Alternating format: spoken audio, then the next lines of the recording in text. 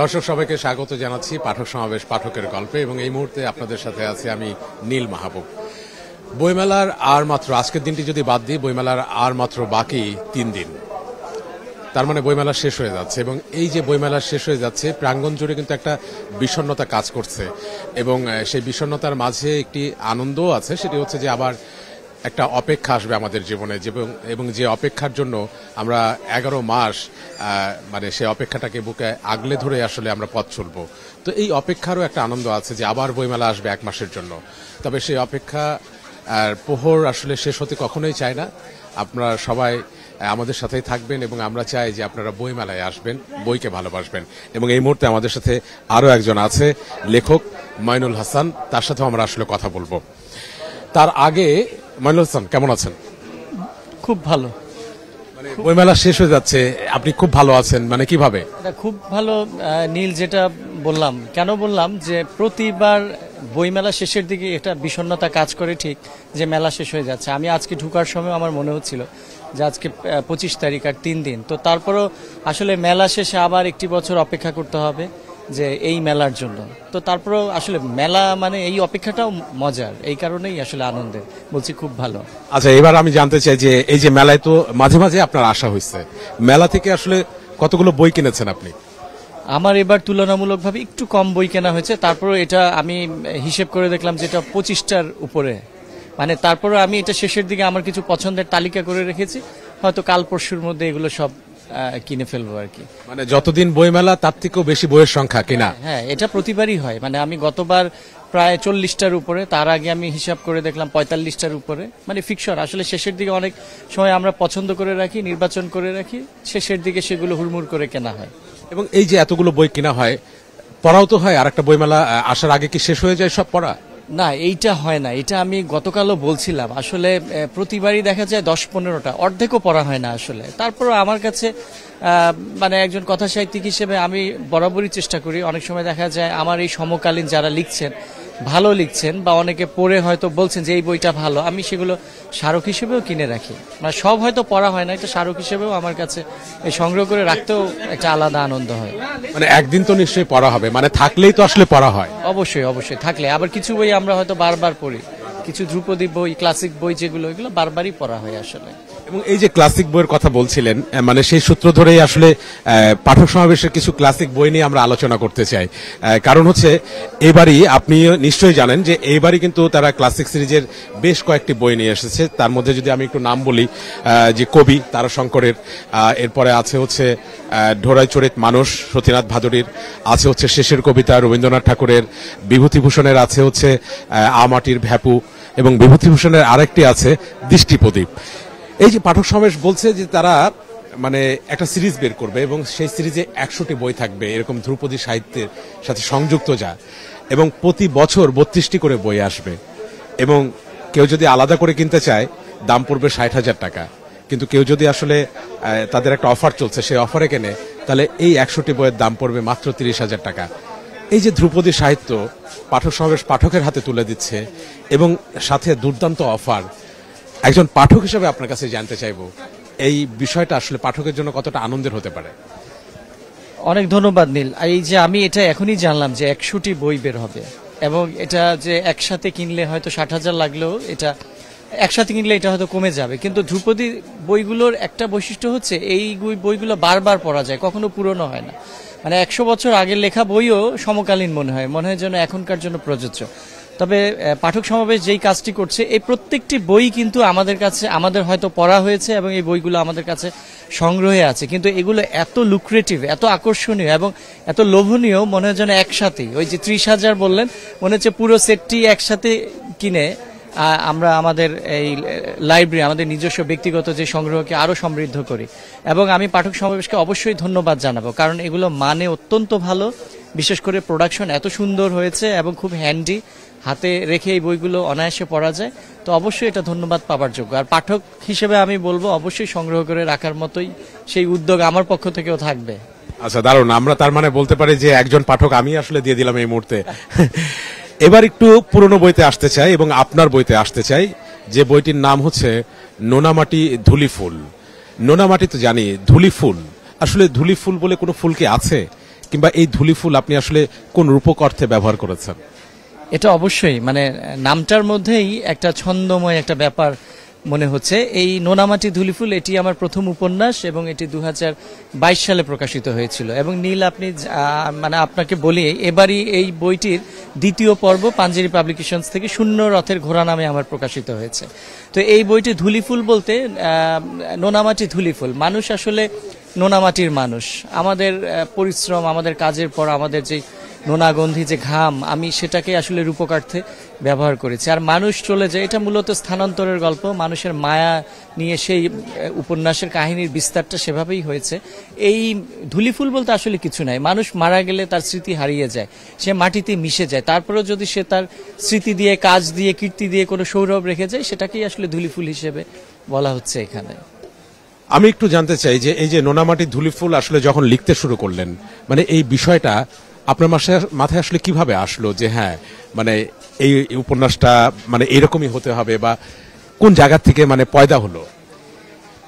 এটা আমি এর আগে বারবারই বলেছি যে নোনামাটি ধুলিফুল উপন্যাসের লেখার ক্ষেত্রে আমার একটি গল্প, আমি মূলত গল্প, আমার প্রচুর গল্প লেখা আছে, সেখানে মায়া মন্থন নামে একটি গল্প আছে, ওটাই আসলে আমার বীজ গল্প। ওই গল্পটা নিয়ে কাজ করতে যে আমি একসময় মেহেরপুরে ছিলাম কর্মসূত্রে, তো সেখানে থেকে এটা সীমান্তের কাছাকাছি একটি জেলা, মানে তারপরে আর কোনো বাংলাদেশের জেলা নেই, বর্ডার আছে।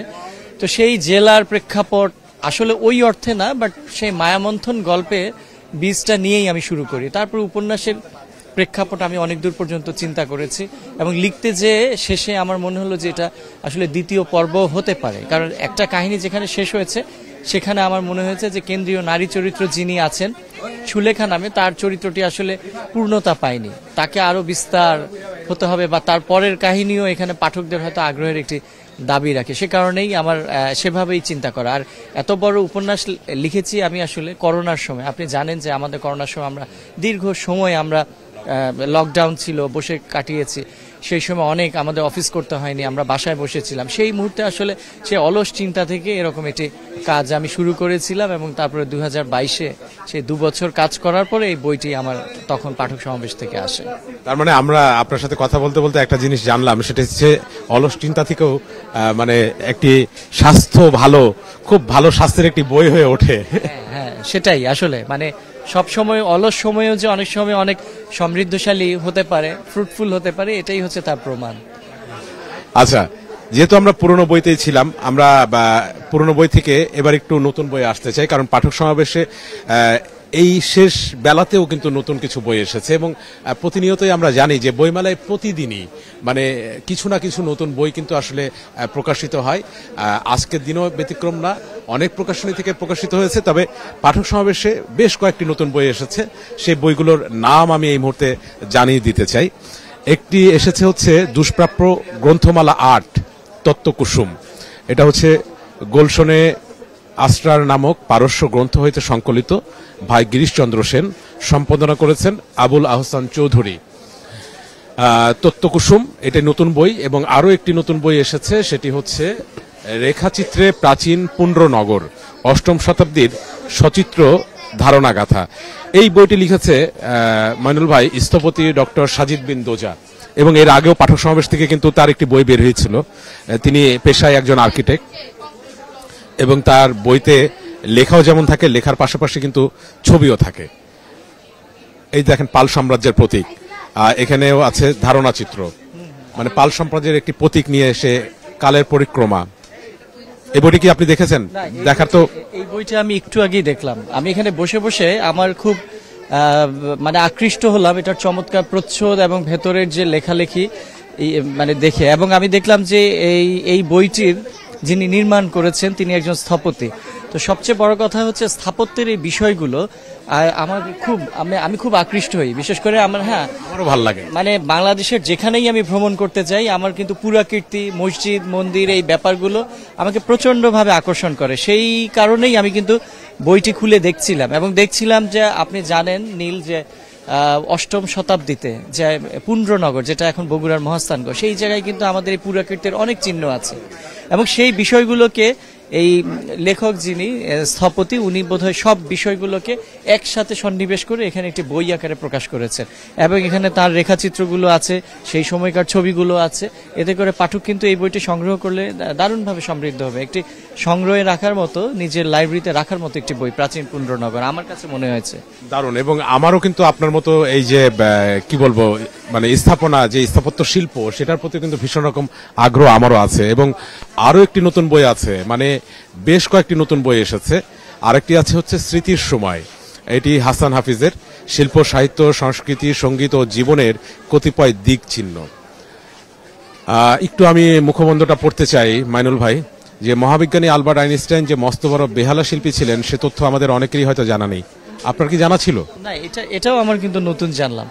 এবং বইটির মানে এটার চমৎকারিত্ব এখানেই আমি দেখলাম যে এখানে হযরত মুহাম্মদ সাল্লাল্লাহু আলাইহি সাল্লাম থেকে শুরু করে বিভিন্ন কবি, সাহিত্যিক, সাংবাদিক, চিত্রশিল্পী, মিউজিক কম্পোজার, যারা গান কম্পোজ করেন, এরকম অনেক মহামনীষী ব্যক্তিত্বের তাদের জীবনের উল্লেখযোগ্য এবং বিশেষ বিশেষ ঘটনার হয়তো বয়ান আছে এখানে। এটা মানে একটি পড়ার মতো, মানে এটা খুব কৌতূহল মানে উদ্রেক করছে আমার কাছে, দেখে মনে হচ্ছে অন্তত। আমার তো মুখবন্ধের ওই লাইনটা পড়েই আমার এটা আমার মোটেই জানা ছিল না যে আলবার্ট আইনস্টাইন একজন বেহালা বাদক ছিলেন, বা শখের বশে হয়তো বাজাতেন উনি।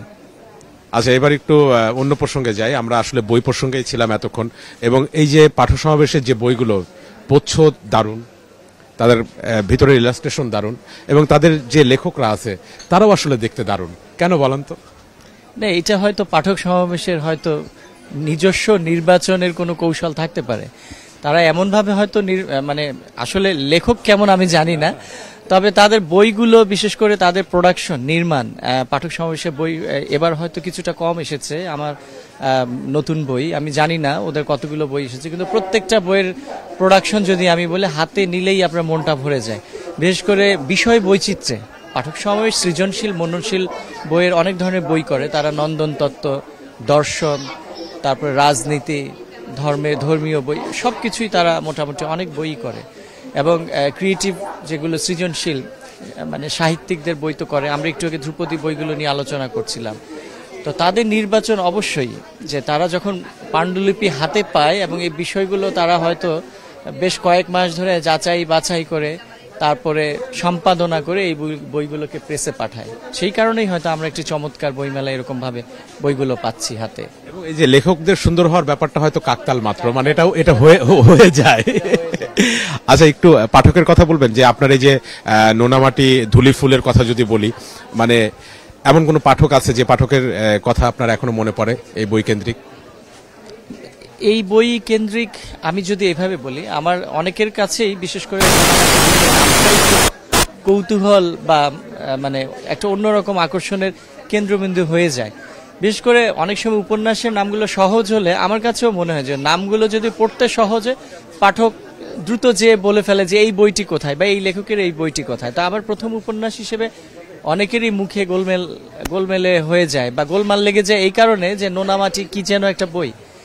তো পাঠক রিয়েকশন আমি পেয়েছি, কারণ আমি সবসময় আমি জানি আমার ব্যস্ততার কারণে আমি হয়তো খুব বেশি লিখতে পারবো না, মানে সময় পাই না, এটা সত্যি কথা। তো সে কারণে আমি খুব পছন্দ করে নির্বাচন করে কিছু বই মানে কিছু বিষয় নিয়ে আমি লিখতে চেয়েছি বা এভাবেই হয়তো করে যাব। তো সে কারণে এই বইটি আমার তৈরি করা বা আমি সেভাবেই লিখেছি। তো পাঠক অনেকেই সাহিত্যের নির্মাণটা পছন্দ করবে, লেখার নির্মাণটা। মানে আমি চাই যে কিছু বই ক্লাসিক্যাল ঘরানার হোক। এই যে একটু আগে আমরা ধ্রুপদী, আমি বারবারই বলছি যে সেই বইগুলো মানে কালের যাত্রায়, কালের ইতিহাসের জন্য এই বইগুলো টিকে থাকুক। মানে প্রচুর লিখবো না, এরকম বিষয় বৈচিত্র্যকে আলাদা করে চিহ্নিত করে নির্বাচন করে আমি অল্প কিছুই বই লিখতে চাই। তো সেভাবে কিছু পাঠক অবশ্যই আমাকে বলেছে এই বইটির দ্বিতীয় পর্ব আসবে কিনা।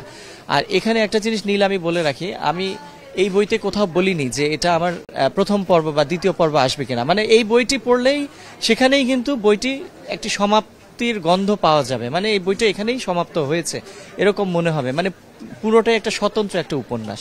দ্বিতীয় পর্ব যদি কেউ আলাদা পড়ে সেটাও কিন্তু আলাদা একটা স্বতন্ত্র উপন্যাস বলেই মনে হবে, যেটি এবার শূন্যরথের ঘোড়া নামে পাঞ্জেরি পাবলিকেশনস থেকে এসেছে। এবং আপনার বইয়ের নামগুলো কিন্তু দারুণ। শূন্যরথের ঘোড়া, শূন্য রথের ঘোড়া এবং এই যে পাঠক সমাবেশ থেকে যেটা এসেছে নোনামাটি ধুলিফুল। এবং এই মুহূর্তে আমরা তো কথা বলছিলাম, তবে একটু পাঠক সমাবেশ প্যাভিলিয়নটা আসলে ঘুরে আসতে চাই, একটু জানতে চাই যে এই মুহূর্তে যারা আসছে, আমরা তো আসলে বলছিলাম যে এই মুহূর্তে যারা আসছে সবাই আসলে প্রকৃত পাঠক, যারা এসে আসলে বই কিনে নিয়ে যাচ্ছে, দেখে যাচ্ছে। আপনি এখানে কিছু বই দেখতে পারেন, আমি একটু ঘুরে আসছি, এর মধ্যে আপনি চাও খেতে পারেন।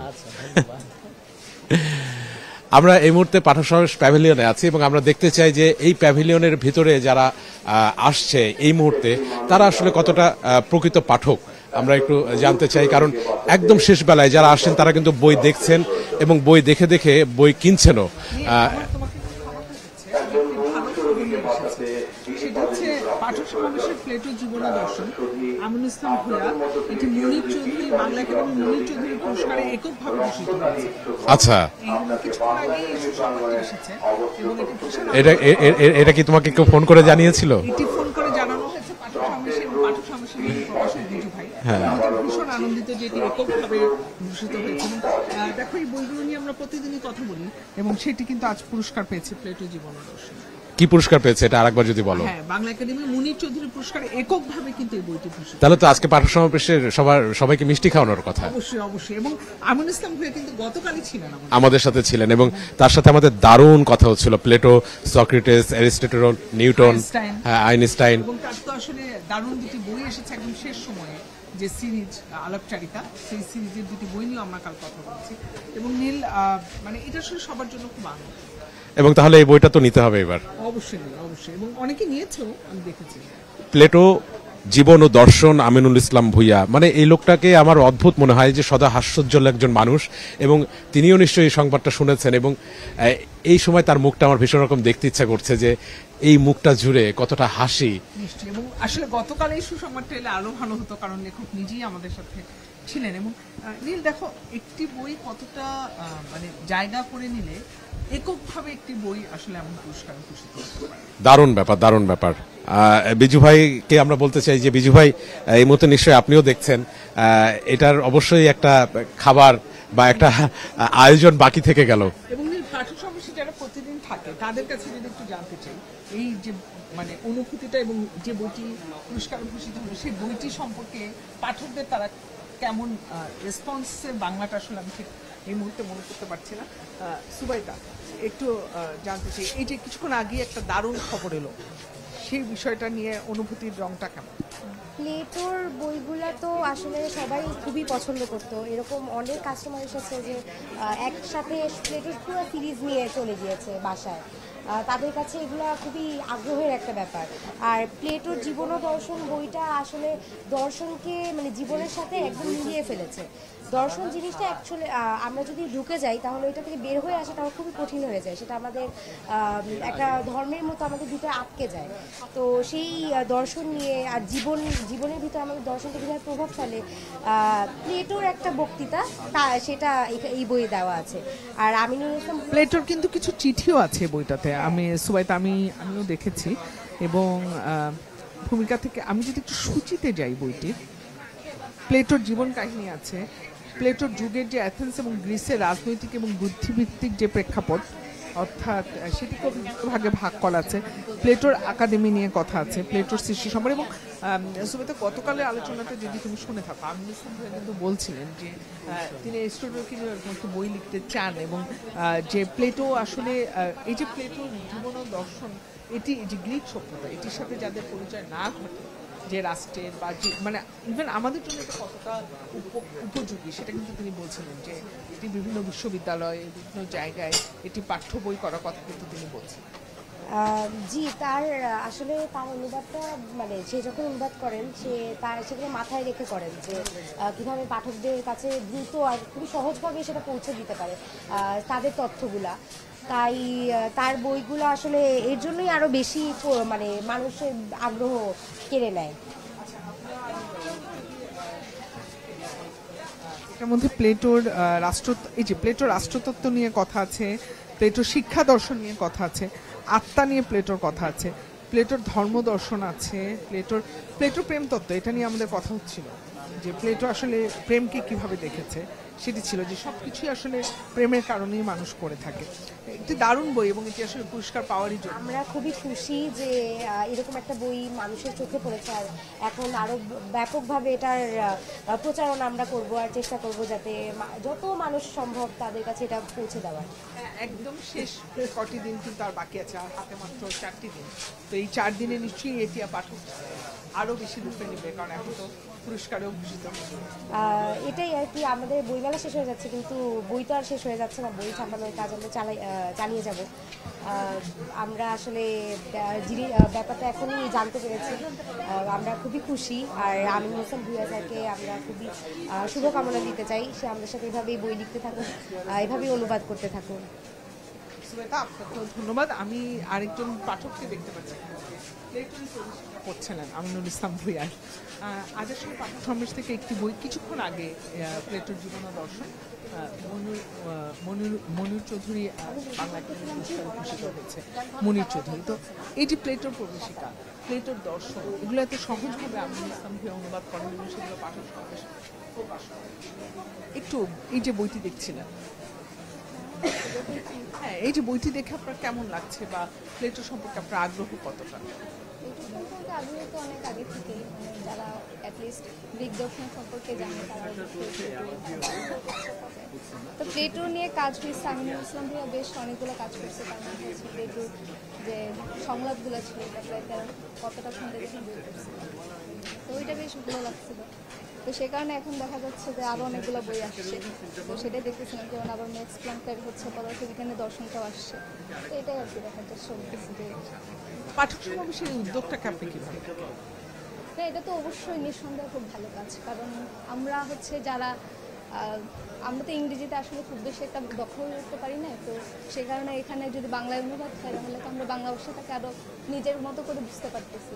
তো সে কারণে তো এটা খুবই ভালো উদ্যোগ যে বাংলা ভাষায় আমি আরও মনে করি যে বাংলা ভাষা আরও বেশি বেশি বই অনুবাদ হওয়া উচিত, যাতে আমরা পাঠক যারা আছি যারা ইংলিশে খুব বেশি একটা ভালো করতে পারি না, তাহলে আমরা হচ্ছে এটা আমাদের নিজের ভাষায় করতে পারছি।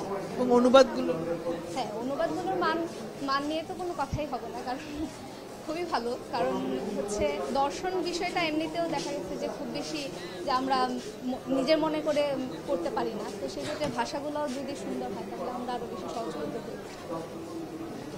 ধন্যবাদ আপনাকে, আপনি দেখতে থাকেন। আমরা দেখছিলাম যে আসলে এই যে একটি বই পুরস্কারে ভূষিত হয়েছে, কিন্তু পাঠকরা কিন্তু প্রতিনিয়ত বইমেলায় এসে কিন্তু এই পাঠক সমাবেশে আসছে।